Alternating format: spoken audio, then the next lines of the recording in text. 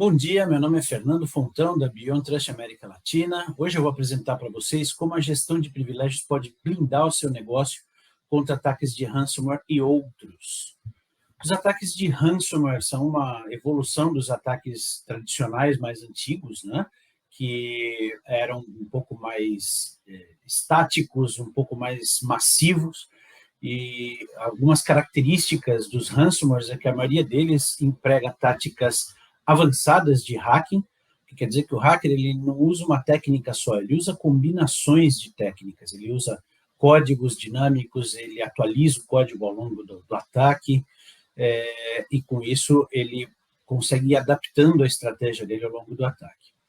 E esses ataques são persistentes porque cada fase é executada com discrição, com cuidado para não chamar atenção, para não ser detectado, e com muito planejamento. À medida que o hacker vai encontrando as coisas que ele está procurando, ou algum recurso que ele precisa para continuar o ataque, ele muda os seus planos, ou ele adapta o ataque e faz o ataque avançar.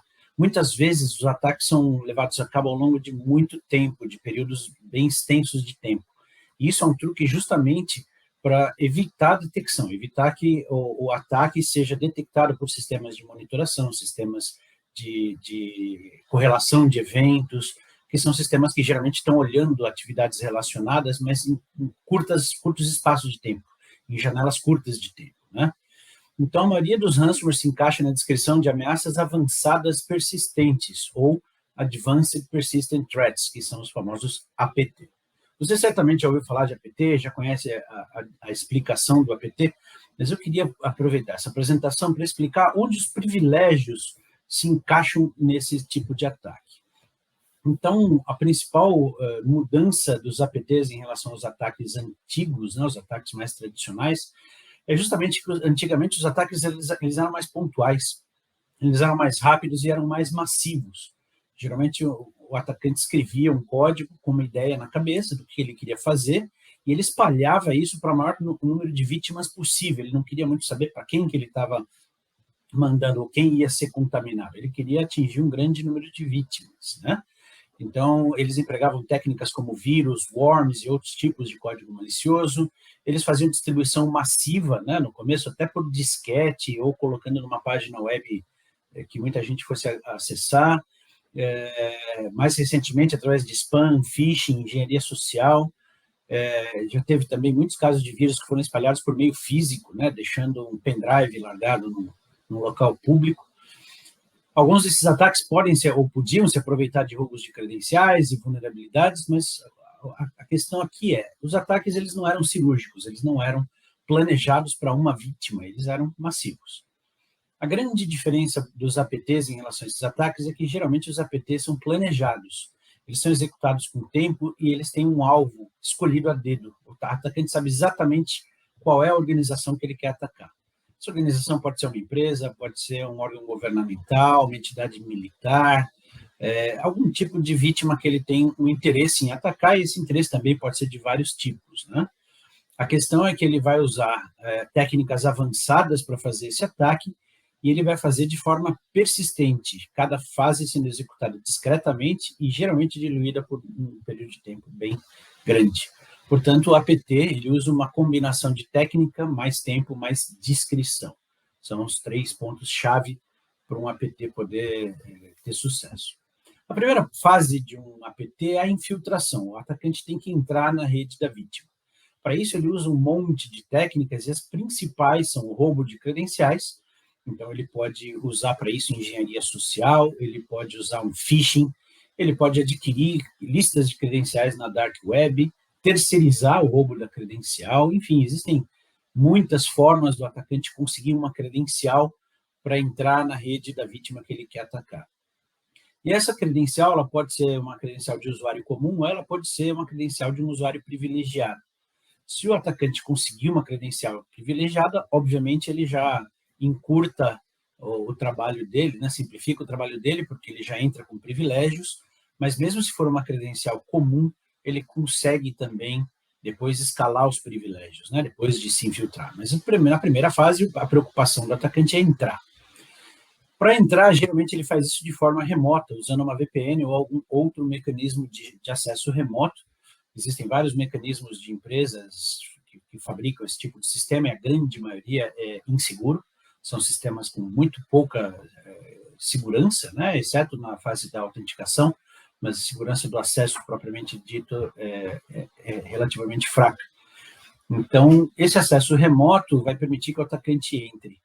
E, hoje em dia, a maioria dos ataques grandes que a gente ouviu falar nesses últimos 12 ou 18 meses envolveram acesso com VPNs que tinham duplo fator de autenticação, algumas contavam até com geolocalização, validação de dispositivo, e ainda assim os atacantes conseguiram entrar.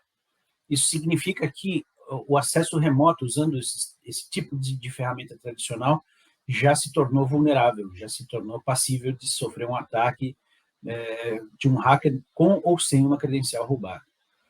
E a outra forma que o atacante pode usar para fazer a infiltração é através da exploração de uma vulnerabilidade de um sistema que possa permitir a ele o acesso mesmo sem ter uma credencial.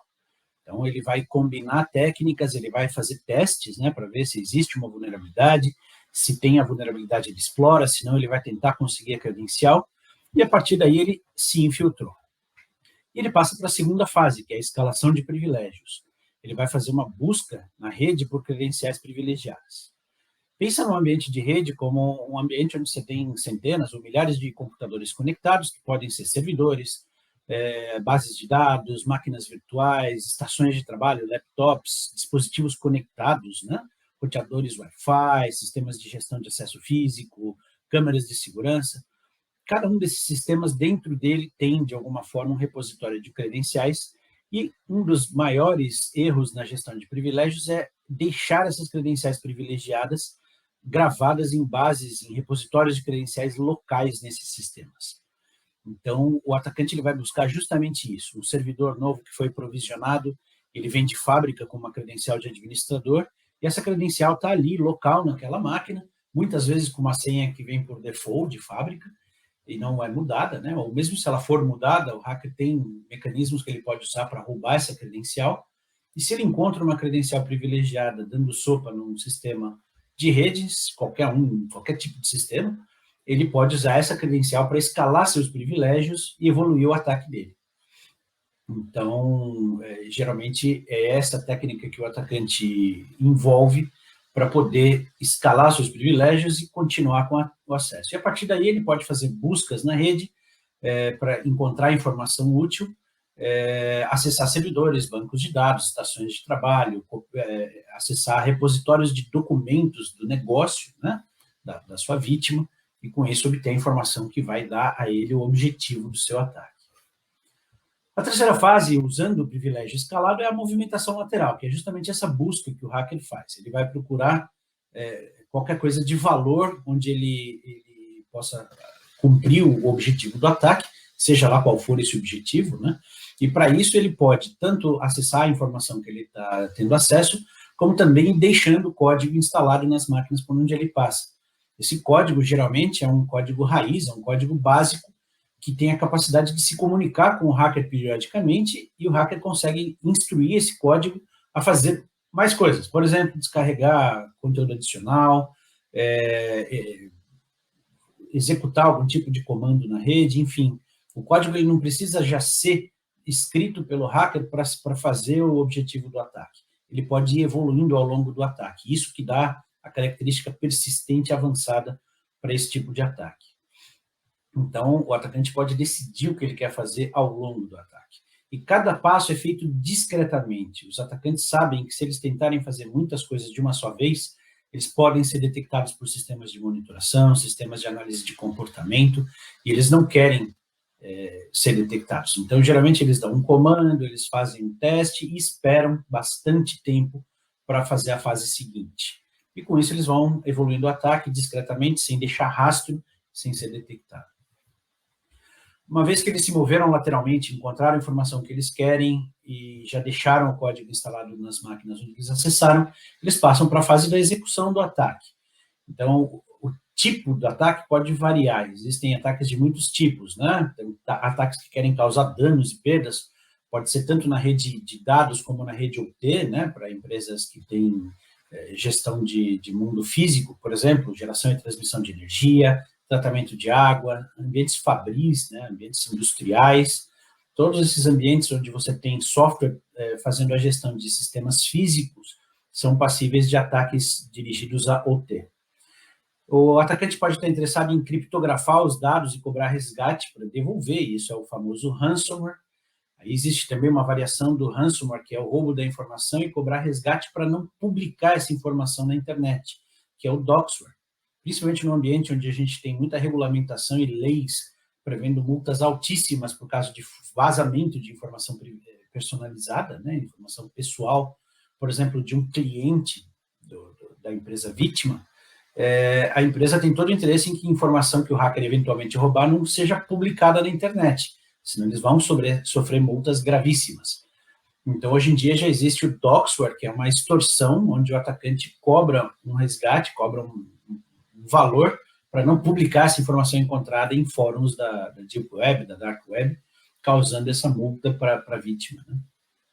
Ou pode ser o mero roubo de informação, pode ser através de nações inimigas, espionagem mesmo, né, militar, pode ser a concorrência industrial, uma empresa tentando roubar segredos de outra empresa, pode ser venda no mercado negro, a gente sabe que existe um mercado muito interessado em informação pessoal para vários fins, né, realmente para vender para quem fizer a melhor oferta, e tudo isso são objetivos possíveis que o hacker tem na execução desse ataque. E uma vez que ele já conseguiu espalhar o seu código e descobrir a informação dentro da rede, ele executa o seu ataque nessa fase. Mas onde entram os privilégios em tudo isso? Uma análise dos ataques mais recentes do ano passado e do ano anterior mostram que 100% dos ataques de ransomware foram baseados em privilégios. Então, o atacante, de alguma forma, conseguiu uma credencial privilegiada. Isso pode ter sido feito através da ajuda de um insider, isso pode ter sido feito através de um phishing, isso pode ter sido feito através de uma compra de uma base de dados de credenciais da Dark Web. Existem várias formas pelas quais o hacker pode ter conseguido criar a credencial. Mas o fato é que ele conseguiu a credencial, em alguns casos até com duplo fator de autenticação, entrou na rede da vítima, conseguiu usar essa credencial para escalar seus privilégios, então aí envolve um segundo nível, onde os privilégios entram nesses ataques, que independente do tipo de privilégio que a credencial que permitiu o acesso tinha, o hacker vai sair procurando na rede por outras credenciais privilegiadas que ele possa usar para o ataque dele. E é justamente isso que aconteceu na grande maioria dos ataques de ransomware e outros tipos de APT na análise recente do panorama de ataques desses últimos anos, né? E com isso, então, a gente vê que o privilégio ele é o recurso mais importante que o atacante tem para aproveitar para fazer esse tipo de ataque. Sem privilégio, ele não consegue evoluir com o ataque. Então, parte da estratégia da gestão de privilégios consiste justamente em eliminar esses privilégios para que os atacantes não possam evoluir com o ataque. Então, a pergunta que devemos fazer é como podemos eliminar privilégios para que os atacantes não possam escalar privilégios, não possam se infiltrar e não possam concluir o ataque. Mesmo que eles consigam entrar, que o ataque morra. Se a gente fizer a análise da cadeia de ataques, a gente vai ver que em cada etapa o atacante precisa de privilégios. Depois que ele faz a infiltração, ele precisa escalar privilégios, depois de escalar privilégios, ele precisa se mover lateralmente. A movimentação lateral é um processo longo e muitas vezes recorrente, né? O atacante busca por novos objetivos dentro da rede da vítima, e finalmente ele parte para a última fase, que é o data breach, que é o vazamento de dados ou a exfiltração, de alguma forma, né? Em todas essas fases, o atacante precisa de privilégios. Se ele não tiver o privilégio, ele não ataca. A questão é que os privilégios estão em todos os lados. Então, a gente tem privilégios nas credenciais, e as credenciais são de vários tipos diferentes. Você tem credenciais de domínio, você tem credenciais em dispositivos LDAP, em repositórios LDAP, você tem credenciais locais de servidores, você tem máquinas virtuais, roteadores, switches, firewalls, pontos de acesso Wi-Fi, dispositivos conectados, máquinas e sistemas industriais. Cada sisteminha tem em algum lugar um repositório onde tem credenciais gravadas, muitas delas com a senha, que é justamente o que o hacker está procurando. Ele vai tentar encontrar essas credenciais e usar essas credenciais para escalar seu próprio privilégio. A gente também tem privilégios nas sessões de endpoints. Quando você faz login numa máquina, tanto na sua estação de trabalho, como num servidor, por exemplo, se você for um administrador que está executando uma tarefa administrativa, durante essa sessão você tem um privilégio associado à sua credencial. Só que se o hacker estiver monitorando essa sessão, ele pode roubar o seu privilégio. Uma das questões da gestão de privilégio, né, uma das estratégias de gestão de privilégio consiste em eliminar esses privilégios da sessão e fazer com que qualquer atividade que precise de um privilégio seja avaliada por um framework, seja validada por uma política e só então autorizada através de uma injeção de privilégio, de forma que o hacker jamais tenha um privilégio que ele possa se aproveitar. Isso tanto para estações de trabalho como servidores e sistemas, inclusive máquinas virtuais e nuvem. A gente também tem sessões de acesso remoto com privilégios. Do mesmo jeito que a gente usa privilégios nas sessões locais, nos endpoints, sistemas de acesso remoto também precisam de privilégios. E aí você tem usuários em home office, você tem fornecedores e terceiros que acessam remotamente os sistemas de um negócio, né, para fazer seu trabalho. Pode ser com ou sem privilégios, isso é o mais interessante, nem sempre o acesso do terceiro é feito com privilégio, mas nem assim significa que ele é seguro, porque o hacker também pode usar esse acesso, se ele tiver contaminado ou comprometido, por exemplo, a rede do seu terceiro, ele pode saltar para o seu negócio e ter acesso a esse privilégio, né, essa sessão, da mesma forma, e daí escalar privilégios e continuar com o ataque. Você tem os operadores de helpdesk, que quase sempre tem que acessar remotamente a máquina dos seus usuários, né, do usuário que solicitou alguma intervenção, e eles precisam de privilégios, porque geralmente o que eles têm que fazer envolve instalar ou desinstalar um aplicativo, fazer um upgrade, parar um serviço, então todas essas tarefas requerem privilégios. Portanto, o helpdesk também é um ponto muito comum de exploração de privilégios que os hackers já têm em mente e usam muito comumente em seus ataques. E você também tem os administradores acessando os servidores remotamente. Esses servidores podem estar num data center, eles podem estar num rack em algum lugar, eles podem estar numa nuvem, né? E, de alguma forma, os administradores têm que acessar esses servidores para fazer as tarefas administrativas. E, geralmente, essas credenciais têm privilégios. Portanto, se no acesso remoto a gente também não eliminar os privilégios, a gente está dando chance para o atacante poder roubar uma credencial e usar essa credencial para fazer uma ação privilegiada. Então, aqui se aplica a mesma estratégia, eliminar totalmente o privilégio dessas sessões remotas, não permitindo que um atacante consiga fazer uma atividade ilegítima. E aí a gente tem os privilégios na nuvem, e principalmente ambientes de multinuvem, onde a gente tem a combinação dos esquemas de gestão de privilégios de múltiplos provedores de nuvem, né? Na nuvem, um privilégio é chamado de entitlements. E se a gente for olhar a combinação dos entitlements de todos os microserviços, de todos os provedores de nuvem, a gente está falando de mais de 40 mil tipos diferentes de privilégios. Cada microserviço na nuvem requer um conjunto diferente de entitlements. E cada provedor tem seu próprio sistema de fazer a gestão desses entitlements. Portanto, é algo muito complexo e inviável de ser feito na mão. Portanto, você tem o risco de deixar privilégio em excesso por causa do receio de que alguma coisa pare de funcionar se você remover esse privilégio. Então, a estratégia de privilégio na nuvem também tem que ser revista para que se eliminem os privilégios desnecessários das credenciais, para que os microserviços continuem funcionando com os mínimos privilégios que eles requeram. Com isso, a gente chega à conclusão de que a estratégia de gestão de privilégio ela tem que ir muito além de um cofre de senhas, que é geralmente a primeira estratégia, o primeiro ponto de gestão de privilégios que as empresas têm em mente. A gestão de privilégios ela tem sim que prever um cofre de senhas e prever o uso de uma tecnologia para eliminar as credenciais privilegiadas do ambiente de rede, deixando que a tecnologia se encargue de aplicar esses privilégios, né? Mas, ao mesmo tempo, a gente também tem que eliminar os privilégios das sessões, tanto nos endpoints quanto no acesso remoto, e também nos ambientes de nuvem e multinuvem. Com isso, você está impedindo o hacker de obter acesso a essas credenciais e a esses privilégios, e o ataque literalmente morre, ele não consegue evoluir, porque ele não tem como escalar privilégios, não tem como acessar os repositórios onde está a informação que ele precisa, e, portanto, não existe ataque. Dessa forma, a gente pode blindar os negócios contra os APTs, principalmente os ransomware e suas variantes. Com isso, a gente termina a nossa sessão. Queria agradecer a todos pela participação. Estamos às ordens.